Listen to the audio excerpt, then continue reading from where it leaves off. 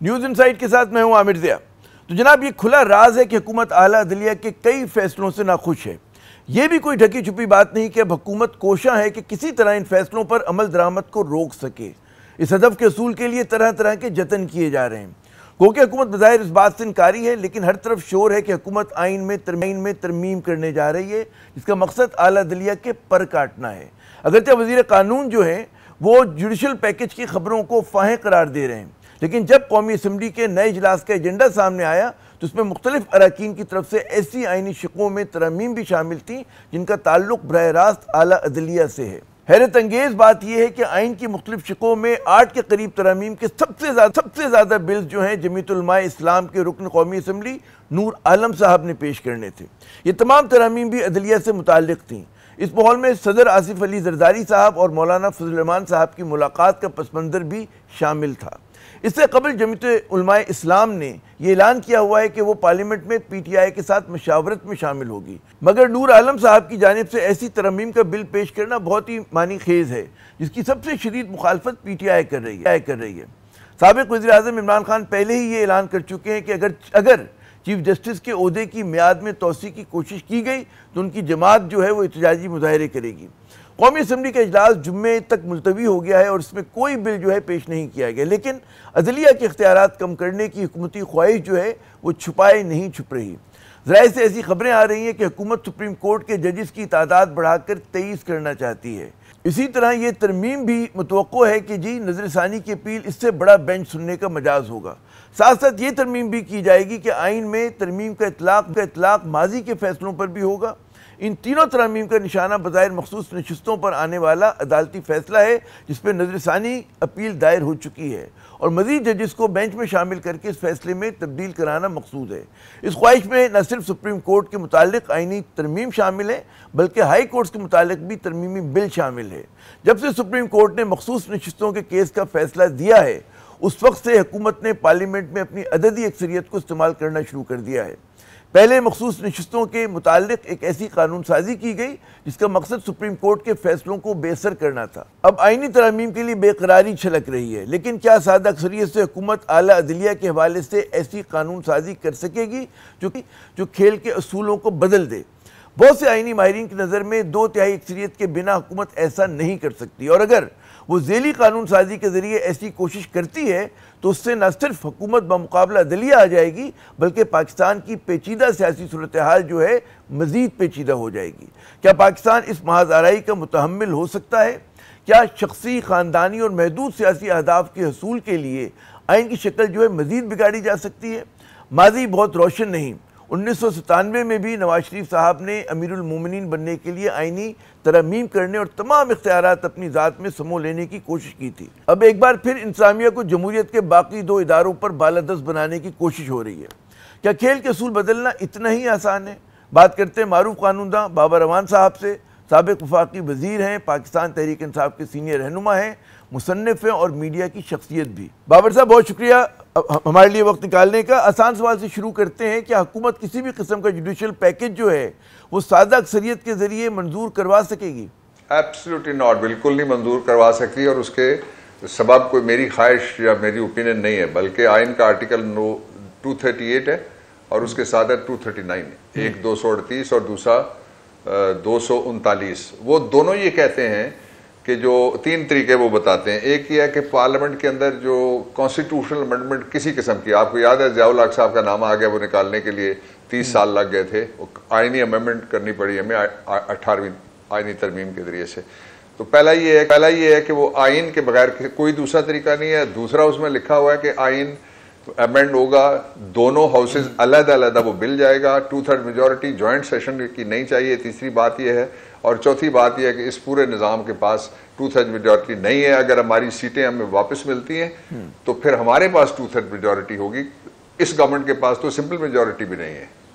अच्छा, ये जो तासुर है कि मुश्तरका इजलास के अंदर आप ये काम कर सकते हैं, लेकिन एक और बाज़ लोग आर्ग्यू करते हैं कि नहीं, आपको आइनी तरमीम के लिए कौमी असम्बली का अलग इजलास करना होगा और सेनेट के लिए अलग करना होगा।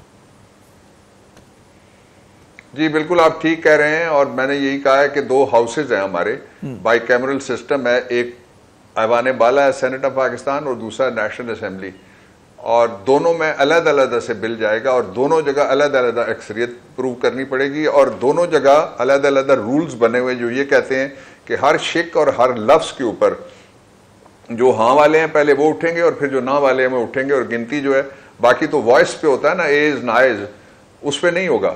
ये बाकायदा उठ के एक एक आदमी की पर्सनल फिजिकल काउंटिंग और हाजिरी लगाई जाएगी। ये आइन को मजाक थोड़ा ही है, ये एक सोशल कॉन्ट्रैक्ट है, हमारा समाजी मुआहदा है, इमरानी मुआहदा है जो शहरियों के रियासत के साथ है। इसके अलावा तो रियासत के साथ शहरियों को कुछ भी जोड़ने वाली दूसरी कोई चीज़ मौजूद नहीं है मुल्क में। तो ये फरमाइएगा कि जो एक तासुर ये दिया जा रहा है कि जी ज़ेली कवानीन को तब्दील किया जा सकता है और उनके ज़रिए किसी किस्म के मतलब है आप अपनी मर्जी के कहते हैं ना कि असूल जो है मुरतब कर सकते हैं, क्या ये इसका इम्कान है? देखिए, एक सीधी ख्वाहिश जो है वो कुछ लोगों की ख्वाहिश ये है कि वो कोई एक्सटेंशंस चाहते हैं और एक्सटेंशंस हो नहीं सकती जुडिशल साइड के ऊपर भी और एसेंशियल सर्विस साइड के ऊपर भी। कोई एक्सटेंशन अब हो नहीं सकती जब तक कॉन्स्टिट्यूशन को आप अमेंड नहीं करेंगे, खास तौर पे चीफ जस्टिस के ओहदे के लिए, एक बात। और दूसरा ये है कि आइन अमेंड हो नहीं सकता, दूसरी बात। और तीसरा ये है कि जितनी कोशिशें ये हो रही हैं ये बहुत बुरा मैसेज जा रहा है ये जो मौजूदा निज़ाम है रजीम 47 वाला, इसलिए कि 3-3 महीने पहले, 4-4 महीने पहले, बल्कि 6 महीने पहले भी चीफ जस्टिस को नोटिफाई कर दिया गया कि here is the chief justice who will be chairing this court और वो ये हेड करेंगे फलानी तारीख से। तो 25 अक्टूबर आने में आप देख लीजिए कि कितने दिन रह गए, लेकिन अभी तक ये नोटिफिकेशन नहीं कर रहे। इस ख्वाहिश की गुलामी में कि शायद कुछ ऐसा हो जाए जिसके जरिए ऐसी आइन तरमीम हो जाए, आइन में तरमीम नहीं हो सकती। और अगर इस तरह की कोई टेलर मेड चीज़ की गई तो मुझे पूरा यकीन है कि supreme court, full supreme court बैठे और उसको उड़ा देंगे, सिवाय एक दो कोई अगर डाइसेंटिंग वॉइसेस हों तो हों। इसलिए कि अदलिया इस बात पे मुत्तफिक थी और आपको याद है कि ये हमने अमेंडमेंट जो की थी वो सुप्रीम कोर्ट ऑफ पाकिस्तान के 2 अलजाद ट्रस्ट केस नंबर 1 और अलजाद ट्रस्ट केस नंबर 2 उनको इम्प्लीमेंट करने के लिए अमेंडमेंट हुई है, इसलिए it is fully backed by the judicial consensus of the country. अच्छा, ये भी हकीकत और तल्ख हकीकत है कि सुप्रीम कोर्ट फैसले करती है लेकिन फैसलों पे अमल दरामद के लिए उसको एग्जीक्यूटिव की अथॉरिटी की ज़रूरत होती है, ताकत की ज़रूरत होती है। अब यहाँ पे हुकूमत खुद ही जो है उन फैसलों को मतलब उन पे अमल दरामद में जो है वो रुकावट बनी हुई है। तो अगर सुप्रीम कोर्ट फ़र्ज़ करें इस किस्म का कोई फैसला कर भी देती है जैसा आप फरमा रहे हैं, तो क्या मतलब इससे माजराई बढ़ेगी नहीं? क्योंकि हुकूमत अगर अमल दरामद नहीं कर रही, पहले भी सुप्रीम कोर्ट ने फैसला किया था ना कि इंतखाबात होने चाहिए, अमल नहीं हो सका उसके ऊपर। सुप्रीम कोर्ट ने कहा जी मखसूस नशिस्तों के ऊपर ये फैसला जो है अमल होना चाहिए, लेकिन नहीं हुआ। ये बदमाशी है, बेशर्मी है ना। ये तो कोई यानी रियासत का एक ऑर्गन अगर ये कहे कि कॉन्स्टिट्यूशन में लिखा हुआ है the entire executive authority of the country shall act in aid to the Supreme Court of Pakistan, के मुल्क की जितनी एग्जीक्यूटिव अथॉरिटी आइन पाबंदी लगाता है कि shall act in aid to the Supreme Court of Pakistan, और अगर वो नहीं मानते तो ये सीधी सीधी तौहीन है। और इस तौहीन में आपको याद होगा कि एक वज़ीर-ए-आज़म को घर भेज दिया गया था, लेकिन मैं शहबाज के लिए कोई रुतबा शहादत जुडिशल मैं नहीं चाहूँगा, इसलिए कि इन्होंने दिसंबर से पहले इंशाअल्लाह घर जाना है। दिसंबर में नया इलेक्शन जब तक अनाउंस नहीं होगा मुल्क के हालात नहीं सुधर सकते। इसलिए जितनी भी फनकारियाँ कर सकते हैं, कलाकारियाँ कर सकते हैं, सियासी अदाकारियाँ कर सकते हैं, उनका कोई दूसरा नतीजा सिवाय मजीद इस निज़ाम की जिल्लत और आटे की किल्लत, ये 2 नतीजे हैं मुल्क के अंदर, उसके अलावा कुछ नहीं निकल सकेगा। अरे जो पेशगोई आप कह रहे हैं कि दिसंबर से पहले इस निज़ाम को लपेट दिया जाएगा, ये आपकी तज्जिया है, आपकी इत्ला है, क्या है ये मेरा तज्जिया भी है, मेरा विजदान भी है, ये इमरान खान का मुतालबा भी है और पाकिस्तान तहरीक इंसाफ का मुतालबा है कि एक नए डिस्पेंसेशन को लाया जाए और वो एक नए इलेक्शन कमीशन के नीचे, इनके वैसे भी टाइम पूरे हो गए हैं तकरीबन जो हजरात बैठे हुए हैं, तो उसके तहत एक जो असल सॉवरन है, यानी मुल्क के अंदर जो ताकत की जिसके घर से चश्मे बहते हैं और जिसके कदमों में कुंजी पड़ी हुई है, वो सारे के सारे आप लोग हैं जो पाकिस्तान के वोटर्स हैं। अच्छा, मैं खता कलामी करूँगा बाबर साहब, मुझे ये बताइए कि ज़राए से खबरें आ रही हैं कि हुकूमत की ख्वाहिश है कि जी जजेस की, सुप्रीम कोर्ट के जजेस की तादाद बढ़ाकर 23 कर दी जाए और जो है नजरसानी की अपील करने के लिए जी बड़े बेंच की तश्कील हो और उसके साथ साथ जी आइनी तरमीम का जो इतलाक़ है वो माजी से हो। अब ज़ाहिर आप पहले वजाहत कर चुके कि इन चीज़ों पे अमल दरामद के लिए आइनी उसकी ज़रूरत है, तरमीम की ज़रूरत है, लेकिन ख्वाहिशों का क्या है? और ये जो ख्वाहिश है उससे क्या, अगर फ़र्ज़ करें आईनी कहते हैं ना, इनके पास वो मेजोरिटी आ भी जाती, क्या इससे हमारा अदालती निज़ाम मजबूत होगा या ये इसको कमज़ोर किया जा रहा है? ये तो मुसलसल हमले कर रहे हैं इन्होंने, वो सजाद अली शाह की कोर्ट से लेके और आज तक ये हमेशा अदालतों को दबाव में ला के अपने मर्जी के फैसले कराना चाहते हैं। लेकिन वो ज़माना गुजर गया है, वो टेक्नोलॉजी और थी, ज़हनियत और थी, वो नस्ल और थी पाकिस्तान के अंदर। अब तकरीबन 70% करीब 67% वो आबादी है जो मेरी उम्र और आपकी उम्र के लोग, वो एक ऑब्सोलीट टेक्नोलॉजी है, पुरानी उनके लिए। ये नई नस्ल आ गई, इसलिए इनसे कोई बात ज़बरदस्ती ना इनको बनवाई जा सकती है और ना इनको मोम की नाक की तरह से मोड़ के चलाया जा सकता है। समझने की जरूरत है दो बातें। पहले तो जो आपने कहा कि ख्वाहिशें, तो ख्वाहिशें भी आमिर जी दो तरह की होती हैं। एक वो हैं जिनके बारे में कहते हैं कि हम हजारों ख्वाहिशें ऐसी कि हर ख्वाहिश पे दम निकले, लेकिन ये इनकी ऐसी है जिस पे थोड़ा सा तसर्रुफ करना पड़ेगा शेर में कि हजारों ख्वाहिशें ऐसी कि हर ख्वाहिश पे दुम निकले। तो ये जो दुम छल्ले लगे हुए हैं पता नहीं किधर से जोड़ जोड़ के, कहीं की ईंट कहीं का रोड़ा और भानुमती ने कुंभा जोड़ा। इनके पास ना मेजॉरिटी है, ना इनके पास जो पार्लियामेंट के अंदर कोई लेजिस्लेशन वो इस तरह की वो करके अदलिया को जेर दबाव नहीं ला सकते। इसलिए पाकिस्तान को देखें ना, जहां आज हम खड़े हैं, law and order situation, insurgency सारा जमा करें आप, तो उसका नतीजा ये निकलता है कि हमें एक पॉपुलर विल वाली government which is backed by the people of Pakistan, जिसके साथ पाकिस्तान के लोग खड़े हों, उसकी फौरी और अशद जरूरत है। ये जिद और अना के पहाड़ के ऊपर जो रह रहे हैं उनको नीचे उतरना पड़ेगा। अच्छा, दो सवाल उभरते हैं मेरे जहन में। एक तो हम ये देख रहे हैं कि हुकूमत जो है, मतलब बेशक लोग इतराज़ कर रहे हैं कि जी ये बिल्कुल गैर आइनी काम कर रहे हैं और इनको अवामी मकबूलियत हासिल नहीं है, ये दावा किया जा रहा है। लेकिन हम देखते हैं कि जो करना चाह रहे हैं वो कर रहे हैं और मुसलसल कर रहे हैं। जब से मतलब है कि इमरान खान की हुकूमत को सुबुकदोश किया गया, उसमें सब लोगों को तवक्को कुछ और थी, मतलब है आप PTI के हमदर्दों को, लेकिन हुकूमत ने अपने अहदाफ हासिल किए।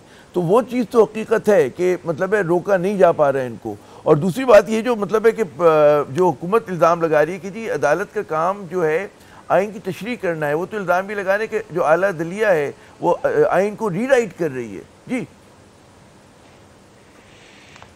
देखिए, पहली बात, आइन को रीराइट करने वाला बताएं कौन सी जजमेंट है जिसमें आइन की किसी शिक के साथ, किसी क्लॉज के साथ, किसी आर्टिकल के साथ और बेसिक स्ट्रक्चर के खिलाफ कोई जजमेंट आई हो सुप्रीम कोर्ट ऑफ पाकिस्तान की। वो आप किसी से मंगवा लें और मैं फिर आ जाता हूं, मैं आपको वजात करके उसकी दे देता हूं कि ये इसकी सूरत हाल की। ये तो झूठ बोलते हैं ना, और ये गोएबल्स के मामू हैं सगे, और ये कौम को मामू बनाने की कोशिश कर रहे हैं। लेकिन गोएबल्स माजिए मरहूम का किरदार है। एक बात, दूसरा जो आपने सवाल लंबा कर दिया, मैं दूसरे सवाल पे आइएगा, ज़िमनी सवाल कि इनका ये जो कहना है ना कि जी मतलब है कि जो चीज़ मांगी नहीं थी PTI ने मखसूस नशिस्तों के मुकदमे में, वो चीज़ें अता कर दी गई हैं PTI को। देखिए मुसलसल इनके जो वज़रा हैं यही बात, पहले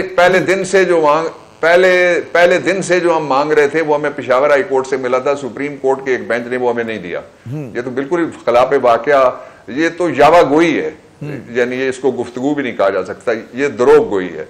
अच्छा, अब आप आ जाएं, जो इसका दूसरा पहलू है वो ये है कि पाकिस्तान के अंदर क्या हमने इस निज़ाम को दुरुस्त करके लोगों की तमन्नाओं के मुताबिक उनकी उम्मीदें पाकिस्तान के बारे में बहाल करनी है, या हमने लोगों को और ख़राब करने की कोशिश करते हुए इस मुल्क को ख़राब करना है और इस मुल्क के मुस्तकबिल को और इसके ग्लोबल इमेज को हमने ख़राब करना है। एक डॉन ने एक एडिटोरियल का एक छोटा सा नोट था, उसको मैं आपको 3 लाइनों में आपको बताता हूं। वो एक ऐसा ज़बरदस्त किस्म का वो तज्जिया है कि वो 3 सफ़ों पे भारी है। वो ये है कि पिछले 3 साल में जो पाकिस्तान की फॉरेन पॉलिसी है उसके 2 डिनोमिनेटर हैं। एक ये कि कर्ज हम कितना लें और दूसरा ये कि कहां से लें और कैसे लें, और तीसरा ये है कि पाकिस्तान के जो दोस्त हैं वो कर्ज देने के बाद थक चुके हैं, आपकी बात को सुनने के लिए तैयार नहीं है, आपको कोई एंटरटेन करने के लिए तैयार नहीं है। आप जिनकी तरक्की की मुबारकबादें दे रहे हैं वहां आपकी जायदादें पड़ी हुई हैं, आप जिन मुल्कों से कर्ज लेने जाते हैं वहां आपके चोरी के पैसे पड़े हुए हैं। इसलिए लोगों को पता है, अब तो कुछ भी नहीं, एक बटन दबाएं, इतने से गैजेट के ऊपर बटन दबाएं, आपको पता लग जाता है कि कौन कौन इसके जो पेप्स कौन से मालिक है और किस किस मुल्क के कौन कौन से ओहदेदार हैं जिनकी ये जायदादें हैं। तो इसलिए अगर इस पाकिस्तान को मौजूदा गंभीरता से निकालना है तो उसका एक ही तरीका है, सारे इदारे, एसेंशियल सर्विसेज, जुडिशियल सर्विसेज और जो खास तौर पे पाकिस्तान की जो पुलिस है वो एक सियासी इदारा बन गई है, उसको रीवैम्प करना पड़ेगा। जो सियासत करने वाले जितने भी हैं सिवाय महदूदे चंद, उन सबको अगला बल्दियाती इलेक्शन कुछ इस्लामाबाद से लड़ें, कोई कराची से लड़ें, कोई लाहौर से उनको टिकट लेने चाहिए। इनको रिटायर करना पड़े, कर दें। इनको आपको जो तरीका निकालना पड़े, ऑर्डिनेंस लाना पड़ेगा, वो भी करें। इसलिए कि जब तक ये सियासी पुलिस खत्म नहीं होती, पाकिस्तान में पुलिसिंग और इसके ऊपर एतमाद बहाल नहीं होता। एक दूसरा ये है कि पाकिस्तान में इस वक्त मुझे कोई एक शोबा ऐसा बता दें जिसने कहते हैं जी हमने अहदाफ हासिल किए, वो कहते क्या है? जो बैठी हुई गवर्नमेंट कहती है जी हम तो अपनी मर्जी से बैठे ही नहीं है, हमें तो बिठाने वालों ने बिठाया हुआ है, तो अहदाफ फिर किसने हासिल किए? ये भी तो एक सवाल बनता है ना आमिर जी, कि वो कौन है जिसने अहदाफ हासिल किए?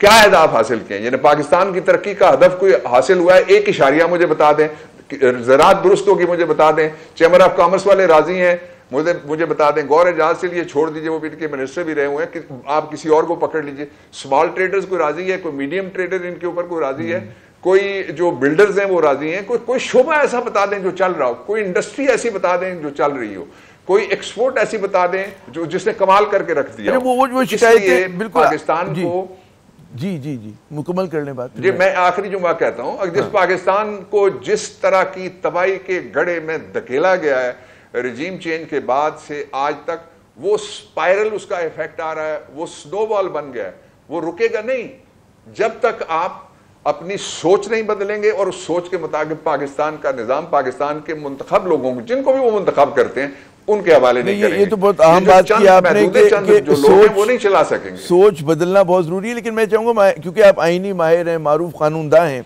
ये बताइए कि जिस तरह से आईनी तरमीम की हमारे यहाँ बात होती है कि मतलब है कहते हैं ड्रॉप ऑफ द हेड, हम कहते हैं जी आइन में तरमीम कर दें, क्या वाकई इतनी तरमीम की ज़रूरत है? एक बात हम लोग ओवर मतलब है कि कहते हैं लॉ मेकिंग कर रहे हैं, ये बहुत सारे लोग ये बात करते हैं, क्या मतलब? और ये जो तरमीम हो रही हैं, ये सुना ही हमने ये कि कानून साजी होती है अवाम के मफाद में होती है, इज्तिमाई मफाद में होती है, यहाँ पर क्या सोच की कानून साजी हो रही है? फ़र्द का मफाद है, किसी ख़ानदान का है, छोटे जो हैं अहदाफ हैं सियासी, किस चीज़ के लिए हो रही है? जी, ये एलीट माफिया के तहफ़्फ़ुज़ के लिए जितनी भी, यानी जिस माफिया का कब्जा है पाकिस्तान के वसाइल के ऊपर, सियासत के ऊपर, रियासत के ऊपर, मईशत के ऊपर, मुआशरत के ऊपर, पुलिसिंग के ऊपर, उसकी सर्विस के लिए ये करते हैं और ये तय कर लेते हैं कि मुझे क्या मिलेगा और तुम्हें क्या मिलेगा। ये सौदेबाजी के साथ सारा होता है। मुझे बहुत लंबा तजर्बा है पार्लियामेंट चलाने का, अपोजिशन में बैठ के भी और गवर्नमेंट में बैठ के भी। एक दूसरी जो बात है, सबसे इंपॉर्टेंट आपने बात ये की है कि इससे अहदाफ हासिल क्या होंगे।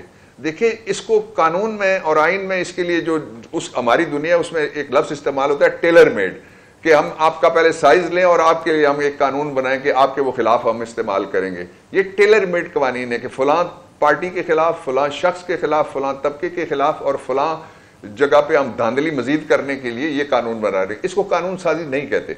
अच्छा, कानून का जो कॉन्सेप्ट है, आपने बहुत जबरदस्त सवाल किया मुझसे, ये कभी नहीं। कानून होता है लोगों की जिंदगियों को आसान बनाने के लिए, आसान जुबान में वो ज़ाब्ता जो लोगों की जिंदगियों में आसानी पैदा करे उसको कानून कहते हैं, और जो ज़ाब्ता मुश्किल पैदा करे उसको लाकानूनियत कहते हैं। इस वक्त जितने कानून बन रहे हैं वो मावराए आइन भी है, मावराए कानून भी है, और वो टेलर मेड लॉज हैं। अच्छा, अब इसका एक नतीजा निकलता है। इसका नतीजा ये निकलता है जो सैयद नाली करमल्ला वजुल करीम ने पहले में बताया हुआ है, बहुत 1400 साल पहले, कि कोई मुआशरा कुफ्र के साथ तो चल सकता है लेकिन जुल्म के साथ बिल्कुल भी नहीं चल सकता। दुरुस्त। आप जरा पीछे अगर जाएं तो जितनी बड़ी रियासतें, why the countries are doomed, why the countries are dissolved, why the nations are broken, बेशुमार किताबें वहाँ पे नाइंसाफी होती है। अगर मुझे खता कलामी करने दें, अगर इजाजत दें, एक वक्फा ले लेना। अच्छा, नाइंसाफी क्या है? मुझे एक श्योर मैं कहते हैं कि वो हम आ जाते हैं नाइंसाफी से ही बात का आगाज़ करते हैं। अगर हम यहाँ वक्फा ले लें, वक्फे के बाद दोबारा हमारी गुफ्तगू सिलसिला वहीं से शुरू होगा जहाँ से मुनक़ता हुआ। हमारे साथ रहिएगा।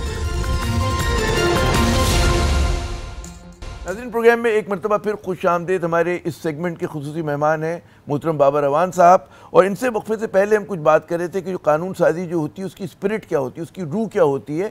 तो ये उसको बयान कर रहे थे कि मैंने वक्फे का ऐलान कर दिया। जी जनाब बाबर साहब, जहाँ आपसे सिलसिला मुनक़ता हुआ था।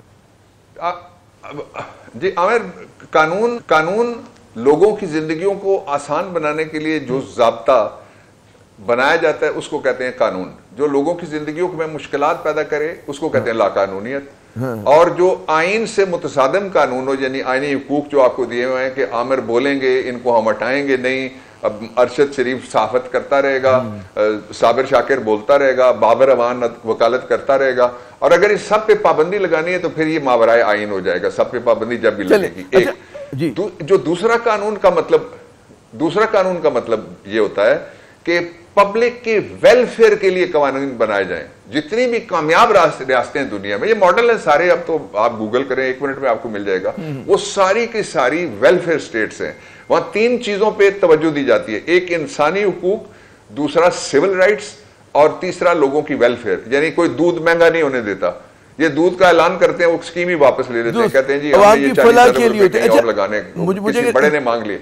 अब मुझे अगर इजाजत दें, हम थोड़े से 2-4 सियासी सवाल भी कर लें प्रोग्राम खत्म होने से पहले, या अगले सेगमेंट में जाने से पहले। एक तो ये बताइए कि हम देख रहे हैं कि जो आईनी तरमीम जो हैं जितनी भी पेश की हैं, वो JUI के ज़्यादातर जो हैं वो नूर आलम साहब जमीयत उलमा इस्लाम के जो हैं वो मेंबर, उन्होंने पेश की हैं।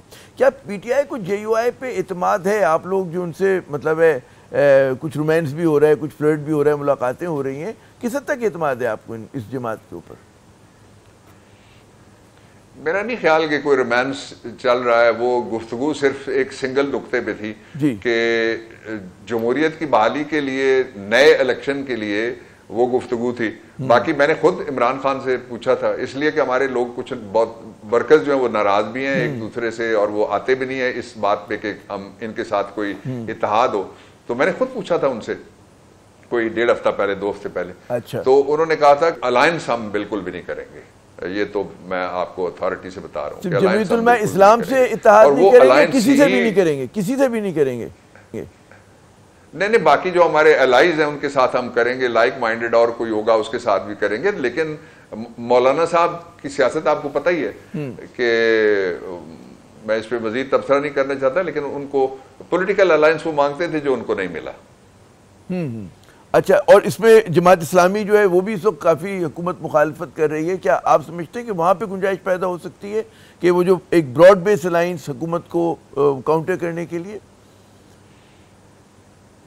ब्रॉड बेस्ड अलायंस का सिंगल पॉइंट एजेंडा है, रूल ऑफ लॉ उसका एक हिस्सा है, और दूसरा हिस्सा है फौरी तौर पे फेयर, ट्रांसपेरेंट, फ्री इलेक्शन, और इस इलेक्शन कमीशन के नीचे नहीं। और जो 8 फरवरी वाले नताइज हैं वो काबिल कबूल होंगे, जो 9 फरवरी वाली ताकतें हैं वो इस दफा घर बैठे, लोगों को कुछ काम करने दें, पाकिस्तान को कुछ आगे बढ़ने दें। अफगानिस्तान कहाँ खड़ा हो गया जाके, बांग्लादेश कहाँ खड़ा हो गया, श्रीलंका जाके कहाँ खड़ा हो गया, लोग जो लुटे पटे ममालिक थे वो भी हमसे आगे निकल चुके हैं, और बहुत आगे निकल चुके हैं, सदियों का फर्क पड़ चुका है। इसलिए कौम पे रहम करें, अपने आप पे भी रहम करें। जिन्होंने रिटायर होके घर जाना है उनको घर वाले भी नहीं बर्दाश्त करेंगे। दुरुस्त कह रहे हैं कि बिल्कुल कौम पे रहम करना चाहिए। अभी तक एक मौमा और हल नहीं हो सका, वो ये कि PTI का जलसा ना होके भी वो सुर्खियों की जीनत बना रहा है कि जी जलसा हो रहा था, नहीं हुआ, क्यों मनसूख हुआ। आप रोशनी डाल सकेंगे कि इमरान खान साहब से किसने दरख्वास्त की थी कि एंडोज करे इस फैसले के ऊपर कि जी जलसा जो है हम आगे बढ़ा रहे हैं? कहाँ से, किस तरफ से दरख्वास्त की गई थी? कुछ इतला है आपको? देखें, एक तो ये कि जलसे रोकना मेरे ख्याल में तो संगीन किस्म की गद्दारी में आता है आइन के साथ, इसलिए कि आइन की कम से कम 7 शिकें ऐसी हैं जो ये कहती हैं कि लोगों को फ्रीडम ऑफ मूवमेंट होना चाहिए, फ्रीडम ऑफ स्पीच होना चाहिए, फ्रीडम ऑफ प्रेस होना चाहिए, जो कहते हैं फ्रीडम ऑफ एसोसिएशन होना चाहिए, पॉलिटिकल पार्टी को फ्रीडम, ये शिकें जो मैंने आपको बताई हैं। कुछ और भी, आर्टिकल 4 भी है, आर्टिकल 2A भी, आर्टिकल 25 भी है, और सिक्योरिटी देना इनकी जिम्मेदारी आर्टिकल 9 है। ये एक बात तो ये हो गई। दूसरा ये है कि मुझे ये बताइए कि आप जरा इस हुकूमत से पूछिए कि क्या जो हमारा बंदा गया था उसने गन पॉइंट पे जाके अडयाला जेल से दरवाजा खुलवाया था? नहीं, ये तो सवाल वजीर भी कर रहे हैं। वजीर भी कह रहे हैं कि जी इतनी सुबह सवेरे स्वाति साहब अपने दोस्तों के साथ। वजीर अगर ये सवाल करता है, इस्तीफा दे, शर्म करे, हया करे, उसके पास इतना इख्तियार नहीं है।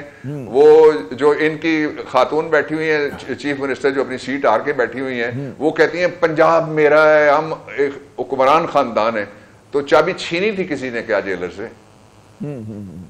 अच्छा, लेकिन वो मुझे सवाल का जवाब कोई इस्तीफा दे के वजीर आ जाए, मैं कभी किसी के साथ नहीं बैठा। इस सवाल का जवाब वजीर इस्तीफा देके, पक्का इस्तीफा देके आ जाए, मैं उसके साथ बैठ के गुफ्तगू करने के लिए आपके शो में तैयार हूँ। चले, मैं कोशिश करूंगा, लेकिन वजीर तो वजीर होते हैं, इस्तीफा क्यों दें जब तक मतलब है दिलवाना दिया जाए। अच्छा ये बताइए, मैं वजीर था, मैंने इस्तीफा दिया। मुझे मैं वजीर था, मैंने इस्तीफा दिया, आपके सामने दिया। जी जी। अच्छा, मुझे उसका जवाब नहीं मिला सवाल का कि इमरान खान साहब से दरखास्त किस तरफ से हुई थी? हुकूमत ने की थी, किसी इदारे ने की थी, किसने की थी, या मतलब पार्टी की तरफ से की गई थी कि जनाब ऐसे जहाँ पे हमारी हुकूमत से पूछा जाए, ये हुकूमत से एक कंसिडरेशन जो मैं आपको बता सकता हूँ वो ये है कि खत्म नबूवत सल्लल्लाहु अलैहि वसल्लम के हवाले से एक केस चल रहा था, उसके लिए एक बिल्डअप था।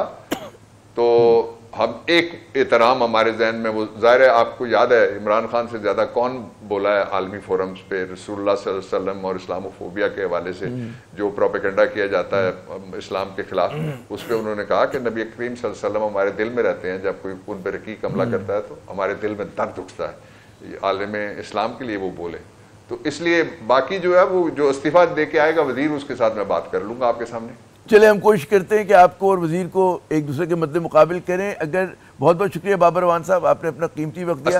इस्तीफे के बाद, बहुत शुक्रिया, आफ्टर रेजिग्नेशन, बिल्कुल पॉइंट नोटेड। बहुत शुक्रिया बाबर साहब, आपने कीमती वक्त दिया। नाज़रीन, यहाँ पे लेते हैं वक्फा, वक्फे के बाद जब दोबारा हाजिर होंगे तो कुछ बात करेंगे जमीयतुल उलमाए इस्लाम फजल और उसकी सियासत पर। नूर आलम साहब ने जो कहते हैं उनके नाम से एजेंडे पे जो बिल शामिल हैं वो किस चीज़ की गमाजी करते हैं, बात करते हैं वक्फे के बाद। जमीयतुल उलमाए इस्लाम आज की जारी और सारी सियासी महाज़ाराई में किस तरफ खड़ी है? यह हिज़्ब इख्तिलाफ का एक सतून है या किसी भी वक्त डोल कर हुकूमत की झोली में बराह रास्त या दरपर्दा अपना वजन डाल सकती है? इस सवाल की ज़रूरत इसलिए पेश आई कि JUI के रुकन नूर आलम साहब जो हैं उन्होंने अदलिया के हवाले से कौमी असम्बली में वही आइनी तरमीम पेश की हैं कि जो हुकूमत के दिल के करीब हैं। हमारे साथ मौजूद है मुफ्ती किफ़ायतुल्लाह साहब, JUI के सीनियर रहनुमा हैं। इनसे पूछते हैं, मुफ्ती साहब बहुत शुक्रिया अपना कीमती वक्त देने का। नूर आलम साहब की तरफ से जो कहते हैं ना कि कौमी असम्बली में तरमीम जो एजेंडे में शामिल कराई गई हैं, उसको आप किस निगाह से देखते हैं? बिस्मिल्लाहिर्रहमानिर्रहीम। नूर आलम खान हमारे यहाँ नए दाखिल हुए हैं ना,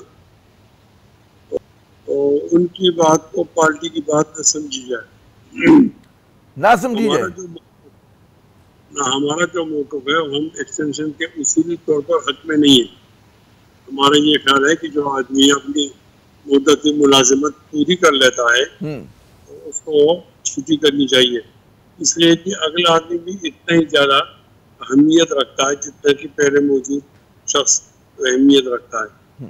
तो हमें राब्ते तो हुए हमसे दोनों अतराफ से, लेकिन ये कि हमारे इस बारे में ये राय नहीं। और नूर आलम खान साहब की तो पहले से भी एक बात चली आ रही है ना, वो हमारे नए रुकनी असम्बली है, जब मौलाना फजल रहमान साहब ने स्टैंड लिया एस्टेब्लिशमेंट के खिलाफ और हुकूमत के खिलाफ, तो उसने कहा था मीडिया पर कि मैं मौलाना साहब को मनाऊंगा। तो जाहिर वो एक रुकनी असम्बली ज़ाती राय रखते हैं, लेकिन ये जमात की राय नहीं। अच्छा, ये आपने बड़ी अहम बात की कि वो जमात की राय नहीं है, लेकिन देखिए जमीयतुल उलमाए इस्लाम जो है बड़ी मुनज़्ज़म जमात है, उसमें डिसिप्लिन का बड़ा ख्याल रखा जाता है। तो ये कैसे मुमकिन है कि जी पार्टी का मौक़िफ़ कुछ और हो और एक कौमी असम्बली के मेंबर का मौक़िफ़ कुछ और हो? ये इस तज़ाद को कैसे हल करेंगे आप लोग? बस पार्लिमानी सियासत की ये कमजोरियाँ तो हैं कि हमको ऐसे लोग भी रखने पड़ते हैं जो कुछ वोट रखते हैं, इलेक्टेबल होते हैं और वो नजरियाती तौर पर कमज़ोर होते हैं। तो हमारा ये ख्याल होता है कि अगर इनको दे दी जाए, कुछ जमात के वोट होंगे, कुछ उनके होंगे, तो हमारी सीट निकल आएगी। वो सीट तो निकल आ जाती है, लेकिन बाद में इस किस्म के हालात का सामना करना पड़ता है। अच्छा, क्या कोई ऐसी कोशिश होगी आप लोगों की तरफ से कि नूर आलम साहब को समझाया जाए कि भाई ये जो बिल आप पेश कर रहे हैं, एजेंडे में आपने शामिल करवाएं, वो पार्टी के नज़रिए से या उसकी जो असूली मौक़िफ़ है उसके खिलाफ हैं? कोई आप लोग राब्ते करेंगे, बातचीत करेंगे, जो बुजुर्ग हैं पार्टी के, समझाएंगे उन्हें? नहीं, अभी ये मौका नहीं है, ये मौका नहीं है। इससे पहले मौलाना फजल रहमान साहब का बयान आएगा, वही पार्टी का मौक़िफ़ होगा। अभी कोई ऐसे वाज़ेह मौक़िफ़ न इस बिल के हक में है और न इस बिल के खिलाफ। अच्छा, ये तो आपकी वो कहते हैं ना कि ज़रा सा चीज़ों को कंफ्यूज कर रहा है कि इस वक्त जो मौक़िफ़ है आप फरमा रहे हैं कि ना बिल के हक़ में है ना बिल के ख़िलाफ़ है, और शुरू में आपने कहा कि जी हमारी मतलब है पार्टी का मौक़िफ़ रिफ्लेक्ट नहीं करता, तो क्या समझा जाए इस बात को? नहीं, मैं ये अर्ज कर रहा हूँ कि आपने नूर आलम खान का नाम लिया जी। मैंने कहता हूँ कि एक एमएनए है, उनकी बात को इस तरह ना समझा जाए। अगर हमारी पार्टी का मौक़िफ़ यही आता है, अभी वो 1-2 दिन में मालूम हो जाएगा, तो फिर तो नूर आलम खान पर कोई बात नहीं आती। लेकिन अगर हमारे पार्टी का मौक़िफ़ ऐसा नहीं होता और कोई रुकनी असम्बली अगर उससे खिलाफ वर्जी करता है, तो फिर हमारे यहाँ एहतसाब का तरीका तो मौजूद है, एहतसाब का निज़ाम मौजूद है। अच्छा, ये बताइए कि बहुत इस पर लोग कयास आराइयाँ कर रहे हैं कि जी सदर आसिफ अली जरदारी साहब की और जो वज़ीर दाखिला मोहसिन नकवी साहब ने मुलाकात की मौलाना साहब से, तो उसके हवाले से लोग ज़ाहिर है कि आप लोगों के पुराने रिश्ते नाते भी हैं, दोस्तियाँ भी हैं, तो लोग ये कहते हैं कि हो सकता है कि मौलाना जो हैं उनके दिल में दोबारा से नरम गोशा पैदा हो जाए, दोबारा से इस कहते हैं ना जरदारी साहब के लिए या शरीफ ख़ानदान के लिए मोहब्बत जाग जाए। इम्कान है इस बात का, या जो मौक़िफ़ है कि जी ये इलेक्शन ये निज़ाम काबिल कबूल नहीं है आप लोगों को? जी नहीं, ऐसा है कि हमारे ताल्लुकात तो सबसे हैं, हम खुले डुले मिजाज के लोग हैं जी, लोगों से ताल्लुक रखते हैं और समाजी ताल्लुकात होते हैं, क्योंकि जो हमारे पार्टी का बयानी और मौक़िफ़ होता है इस पर समाजी ताल्लुक गालिब नहीं आता। उन लोगों का अपना तरीका है कि किसी को किस तरह राजी और कायल करते हैं। पर हम अल्लाह वशील बसीरत इस मौके पे खड़े हैं कि हमने हुकूमत में नहीं जाना, हमने अपोजिशन में रहना। और हमारी बात वाज़ेह, हम आइन की बात करते हैं, जो मौक़िफ़ हमारा 2018 में था हमारा वही मौक़िफ़ 2024 में है और आज भी है। हमारा ये ख्याल है कि अवाम की राय का एहतराम किया जाए, आइन को माना जाए और इदारे अपने दायरे में रहकर काम करें और तजावुज़ न करें। यही बात हम कह रहे हैं 2018 में, तो ये बातें अच्छी लगती थी मुस्लिम लीग नून अपनी पार्टी को तो हमारे साथ हो गए, तो यही बात हम आज 2024 में कह रहे हैं। तो ये बात कोई तब्दीली नहीं है आपके मौक़िफ़ में, कहना ये। अच्छा, ये बताइएगा जी, तमाम जमातों के मौक़िफ़ों में से हमारा मौक़िफ़ बुनियादी और मजबूत है, बाकी लोग बदलते रहते हैं, उसमें तसलसल है। ये मौक़िफ़ है कि अगर हमें फ़ायदा है तो फिर धांधली ठीक है और हमें फ़ायदा नहीं तो गलत, तो तसलसल है आपके मौक़िफ़ में। अच्छा, आपने ये वज़ाहत तो की बिल्कुल प्रोग्राम के शुरू में कि जनाब रिटायरमेंट की उम्र जो है वो नहीं बढ़ानी चाहिए, लेकिन एक और जो तरमीम की बात हो रही है, हुकूमत इस पर बहुत ज़्यादा मतलब है कीन है करने के लिए, वो ये कि जी एक चीफ जस्टिस के रिटायर होने के बाद जो पहले हुआ करता है, जो आजकल प्रैक्टिस में कि जी जो सीनियर तरीन होगा उसको खुद ब खुद बना दिया जाए, लेकिन वो ऐसी तरमीम करना चाहते हैं कि जिस तरह 3-4 लोगों के 5 लोगों के नाम पेश किए जाएंगे और उसमें से एक को चुना जाएगा। आप लोग इस किस्म की तरमीम के हक़ में होंगे? देखें, ये वाहिद एक इदारा है कि जिसके अंदर सियासी मुदाखलत नहीं होती और लोग आते हैं सीनियरिटी की बुनियाद पर। हम इसके अलावा तो हमारे उसको कोई इदारा ऐसा नहीं है। हमें इख्तियार होता है एक चीफ ऑफ आर्मी स्टाफ के तकर्रुर का, उसके अंदर कितने नशे मुफर्रद आ जाते हैं, 3-4 आदमी आते हैं और फिर उसके अंदर सियासी वाबस्तगी देखा जाता है, तो मैं समझता हूँ कि वो मेरिट नहीं होता। यही एक जगह है जहाँ मेरिट है, तो ऐसी कानून साजी क्यों की जाती है कि जो मेरिट के खिलाफ हो? जो सीनियर मोस्ट होगा वो आ जाएगा, तो उसके आने से कौन सी क़यामत पड़ेगी? मैं हमारे ख्याल के अंदर इस तरह होना चाहिए कि इदारों को उसमें मुदाखलत नहीं होनी चाहिए और उनको खुले बंद छोड़ दिया जाए, मेरिट की बुनियाद पर फैसले हों, तो इससे मुल्क आगे बढ़ेगा। फैसले बिल्कुल मेरिट की बुनियाद पे होने चाहिए। जब मेरा आखिरी सवाल प्रोग्राम का कि आपकी जमात ने ऐलान किया हुआ है कि जी पार्लियामेंट में हम जो बहुत सारी बातें करेंगे वो पीटीआई से मशावरत के साथ करेंगे और पीटीआई हमारे मशावरत के साथ करेगी। सिर्फ वजाहत करें कि वो मशावरत किस नौइयत की होगी, किन अमूर पर होगी, और अगर कहीं इख्तिलाफ पैदा हो जाए तो क्या होगा? जी देखो, हम भी अपोजिशन में है, वो भी अपोजिशन में, तो हम में से तो कोई आदमी हुकूमत में नहीं जाएगा ना, तो फिर जाहिर बात है कि हम दोनों एक दूसरे से बात करेंगे। ये लोग आए थे और मौलाना फजल रहमान साहब ने कहा था कि हम इशू टू बात कर सकते हैं। अगर कोई ऐसा इशू हुआ जो हम समझते हैं कि ये ठीक है तो हम उसके साथ देंगे, और अगर हम समझते हैं कि वो हमारे नजरियात के खिलाफ है तो हम साथ नहीं देंगे। ये तो हमारी सियासी बालिग नजरी है, हमारा ठीक फैसला है कि अगर ऐसा इशू आता है कि जो अवाम के हक में है, मुल्क के हक में है, तो उसमें अपोजिशन पार्टियों का एक साथ होना ये तो हमारे तारीख का हिस्सा है और हम ऐसा करेंगे। आने वाले दिनों में कोई अब बड़ा सियासी इत्तेहाद बनता हुआ देख रहे हैं हिज़्ब इख्तिलाफ का? हम तो दुआएं करते हैं कि हुकूमत टूट जाए, ये लोग हिज़्ब इख्तिलाफ में आ जाएं तो इत्तेहाद तो बन सकता है, लेकिन जब तक ये स्टेटस को है उसमें कोई सूरत इम्कानी नजर नहीं है। बहुत बहुत शुक्रिया मुफ्ती किफ़ायतुल्लाह साहब, आपने अपना कीमती वक्त दिया। नाज़रीन, आपने किफ़ायतुल्लाह साहब की गुफ्तगू अहम बात जो उन्होंने की वो ये कि फ़ैसले जो है मेरिट पे होने चाहिए और कानून में जो तब्दीली है वो इसलिए ना हो कि किसी को फ़ायदा हो रहा हो, बल्कि असूलों की बुनियाद पर हो। आमिर ज़ै को अगले प्रोग्राम तक के लिए इजाज़त दीजिएगा। खुदा हाफ़िज़।